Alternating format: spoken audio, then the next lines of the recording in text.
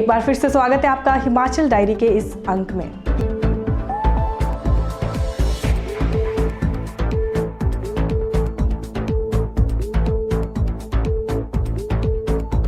Himachal Pradesh school शिक्षा board धर्मशाला द्वारा 10वीं व जमा 2 के फाइनल एग्जाम का शेड्यूल फाइनल कर दिया गया है। जमा 2 की परीक्षाएं 3 मार्च से और 10वीं की परीक्षाएं 4 मार्च से आयोजित की जा रही हैं।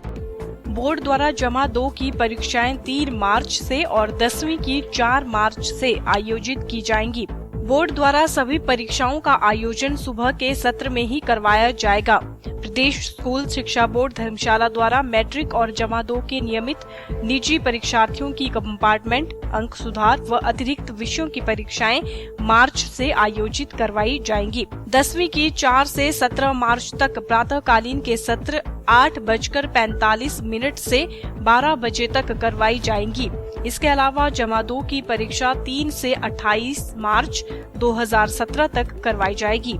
जमा 2 के भी सभी संकायों की परीक्षा प्रातःकालीन सत्र में 8:45 से 12 बजे तक ही आयोजित होगी।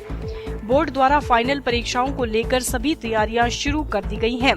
प्रदेश में सरकारी स्कूलों के अलावा प्राइवेट स्कूलों में भी इस बार अधिक संख्या में सेंटर प्रदान किए गए हैं। इसके चलते शिक्षा बोर्ड ने नकल रोकने को भी स्पेशल प्लान बनाया है।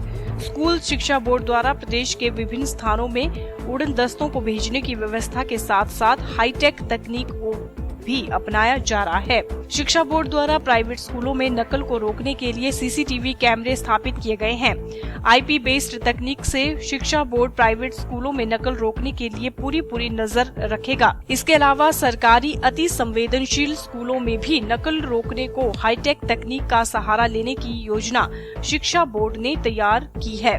वहीं स्कूल शिक्षा बोर्ड सचिव डॉक्टर विशाल शर्मा ने बताया कि 10वीं और जमा 2 की परीक्षाएं 3 व 4 मार्च से शुरू हो जाएंगी। उन्होंने बताया कि जल्द ही छात्रों के लिए डेट शीट भी जारी कर दी जाएगी।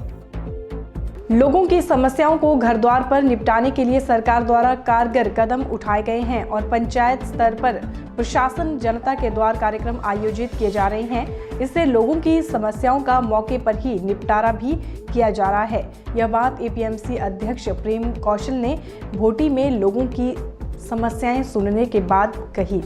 प्रेम कौशल ने कहा कि वर्तमान सरकार के कार्यकाल में भोरंज विधानसभा क्षेत्र में विकास कार्यों के लिए धनराशि की कोई कमी नहीं रखी गई है।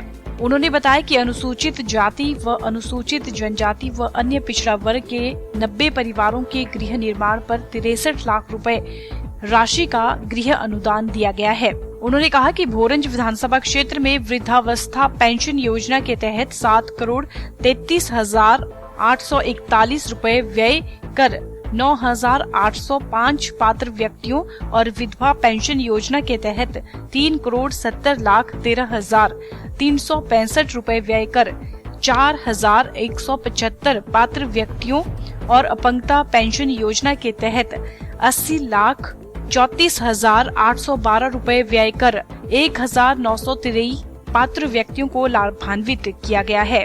उन्होंने कहा कि लोगों की समस्याओं को घर द्वार पर निपटाने के लिए सरकार द्वारा कारगर कदम उठाए गए हैं और पंचायत स्तर पर प्रशासन जनता के द्वार कार्यक्रम आयोजित किए जा रहे हैं। इससे लोगों की समस्याओं का मौके पर ही निपटारा किया जा रहा है। अक्सर हम अपने आसपास चोरी, लूटपाट जैसी कई घटनाओं को देखते हैं या सुनते हैं, जिससे ऐसा लगता है कि आज के इस दौर में ईमानदारी, इंसानियत जैसी कोई भी चीज़ नहीं रह गई है। लेकिन कभी कभी ऐसी घटनाएं भी होती है जो आज भी ईमानदारी की मिसाल कायम रखती हैं और ईमानदारी पर हमारा भरोसा भी कायम रखती है। आप सोच रहे होंगे कि हम ऐसा क्यों कह रहे हैं, तो आइए आपको इस रिपोर्ट में बताते हैं कि हम ऐसा क्यों कह रहे हैं। 4 जनवरी को चीफ सेवादल कांग्रेस हमीरपुर मदन लाल कौंडल जब डीसी ऑफिस हमीरपुर के गेट से थोड़ा आगे पहुंचे तो उन्हें वहां एक पर्स मिला जिसमें कुछ पैसे और जरूरी कागजात थे। उन्हीं कागजात से उन्हें पता चला कि यह पर्स किसी नीरज का है जो नैना देवी के रहने वाले हैं। फिर उन्होंने अपने बहनोई को फोन लगाया जो नैना देवी से ही संबंध रखते हैं और उन्हें नीरज के बारे में छानबीन करने के लिए कहा। जब मदन लाल का कांटेक्ट नीरज से हुआ तो उन्होंने नीरज को आज हमीरपुर बुलाकर उनका पर्स उन्हें लौटा दिया। 5 तारीख को मैं परसों बाजार में आ रहा था बाजार के लिए, तो डीसी ऑफिस के सामने वेट है, वहाँ से थोड़ा आगे दुकान के पास एक पर्स मिला, पड़ा हुआ पर्स था वहाँ पर। जब मैंने पर्स को खोला तो उसमें कुछ डॉक्यूमेंट थे जी, कुछ पैसे थे। तो उसमें जब देखा तो उसके पीछे एक एड्रेस था, तो वो नीरज कुमार था, वो नैना देवी का रहने वाला था, बस्सी गाँव डोला, और कोट खास पंचायत थी। तो वहाँ पर मेरी बहन हुई जी, वहाँ पर नैना देवी में सिस्टम आए, वहाँ पर शादी की वहाँ पर। तो उनसे मैंने कॉन्टैक्ट किया कि ऐसे आपके इलाके का कोई लड़का उसको यहाँ पर पर्स गिरा हुआ है, तो प्लीज़ उसके साथ आप कॉन्टैक्ट करके मेरे को फ़ोन करें।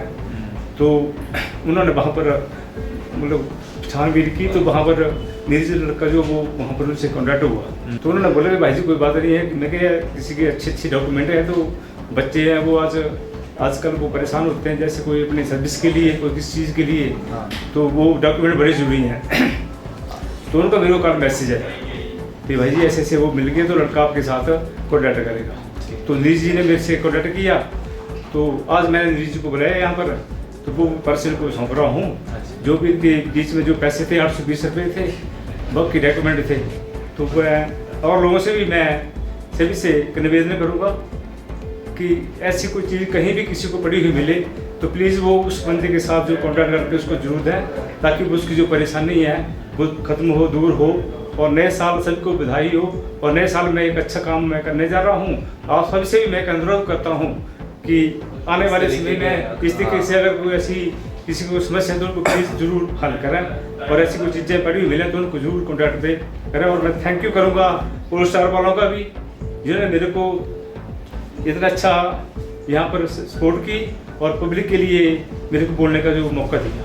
वहीं नीरज ने भी अपनी आप बीती पोल स्टार टीवी के साथ साझा की। पर्स मिलने पर नीरज भी काफी खुश नजर आए और पर्स लौटाने पर मदन लाल कौंडल का आभार भी प्रकट किया।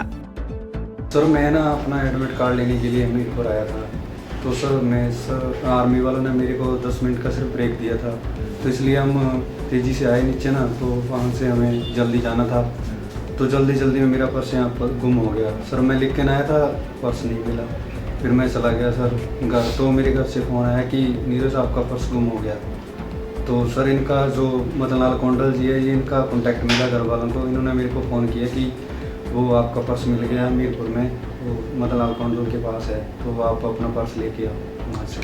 तो आपको मतलब खुशी हुई उस वक्त? हाँ सर खुशी तो होनी थी जब मेरा पर्स में डॉक्यूमेंट्स। उसमें क्या क्या डॉक्यूमेंट्स थे? सर उसमें मेरा आधार कार्ड था, एक मोटरसाइकिल के कागज़ थे थोड़े से, हाँ। तो यही था। ऐसे मैं तो बहुत धन्यवाद करना चाहता हूँ सर इनका कि इन्होंने मेरे को स्पेशली मेरा पर्स जो है कि मेरे को लौटा दिया। मैं तो बहुत परेशान था कि मैं कैसे जाऊँगा यहाँ से हमीरपुर से, पर लेकिन मेरे दोस्त थे, उन्होंने मेरी मदद कर दी कि आप नीरज टेंशन मत लेना, हम लेके जाएंगे आपको। तो लेकिन मैं इनका बहुत धन्यवाद करता हूँ कि सर इन्होंने मेरे को मेरा पर्स लौटा दिया। बहुत धन्यवाद करता हूँ इनका। मतलब समाज में आज क्या संदेश देना चाहेंगे कि इस तरीके सर मैं सभी को यही बोलना चाहता हूँ कि ऐसे ही लोग होने चाहिए दुनिया में, जो कि किसी की चीज़ें जो भी है लुटा देते हैं। तो मैं ऐसा ही बोलना चाहता हूँ कि सर ऐसे ही लोग पैदा होने चाहिए दुनिया में। आपको बता दें कि नीरज की सिलेक्शन आर्मी के लिए हो चुकी है और अभी उनका इंटरव्यू होना बाकी है। उसके लिए उन्हें डॉक्यूमेंट की काफी जरूरत थी। सर जो आधार कार्ड मेरे को मिला ना, वो सर आर्मी के लिए भी मेरे को ज़रूरी था। मेरा टेस्ट था ना जो इस आधार कार्ड से भी रिलेटिव रखता है थोड़ा सा। अगर उनका पर्स मदन लाल कौंडल की जगह किसी ऐसे हाथ में लगा होता जो थोड़े बहुत पैसे की लालच की वजह से पर्स नहीं लौटाता, तो जरा सोचिए ऐसे में नीरज के साथ क्या बीतती। और नीरज की जगह कोई भी हो सकता है, आप, हम या कोई हमारा अपना। हम भी आपसे यही कहना चाहते हैं कि मदन लाल कौंडल की तरह ईमानदार बने और जिस ईमानदारी से आजकल भरोसा उठने लगा है उस भरोसे को बनाए रखें। आज के बुलेटिन में फिलहाल इतना ही। मोनिका ठाकुर को दीजिए इजाजत। नमस्कार।